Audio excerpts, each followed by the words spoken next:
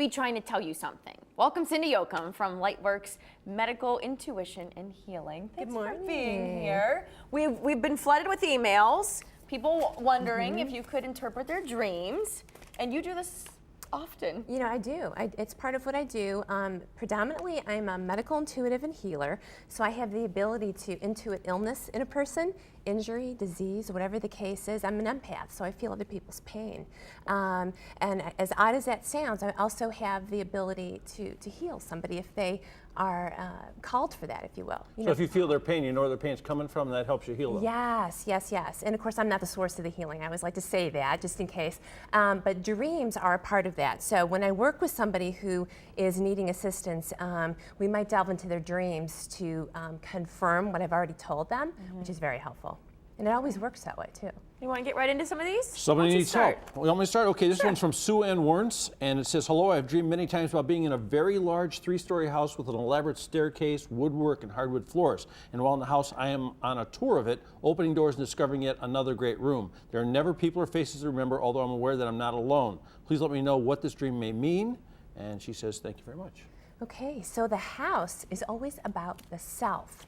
Always about the self. So if you think of yourself as a house, we have many rooms, and we are always discovering different things about ourselves. And over the course of life, you know, we might find a new room, we might find something about ourselves that perhaps we like, perhaps we don't like, and that's what the house is about. It's about self-discovery, basically.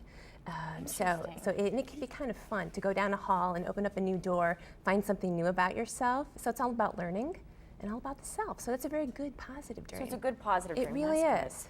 How about this next one from Crystal House? It says, in this dream, I was in my apartment, which is a place I've never lived, but it occasionally pops up in my dreams as my home. I'm sitting in a sofa. Suddenly, 2 young women walk in using a key. They were laughing, happy, like they had been partying. I asked what they were doing and finally pulled out my gun.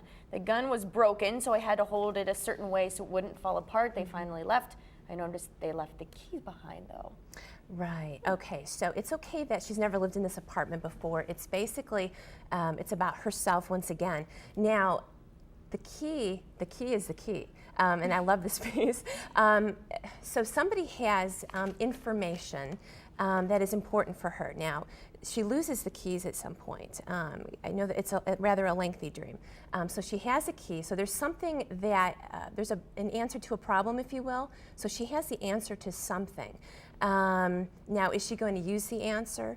And other people seem to know things too. So if somebody kind of broke into the apartment or used the key to get in, they have information that she doesn't have. So she might want to start listening intently to what other people are telling her. Maybe they're helping her with her problems and she doesn't even realize it. When she wakes up, should she take notes, write down notes? Yeah, absolutely. She should write down notes and start really analyzing on her own, because I'm willing to bet it's probably a recurring dream. So anything with a key is something you want to pay close attention to and start asking yourself, what can I do better? What do I really know? And go for it. Here's one that's a little scary. It says, my most recent dream is that my family is at a park and my son drowns in the pool. But I pull him out and revive him, and it's in color. And she says she can remember reds and greens, and her son is only 13 months old.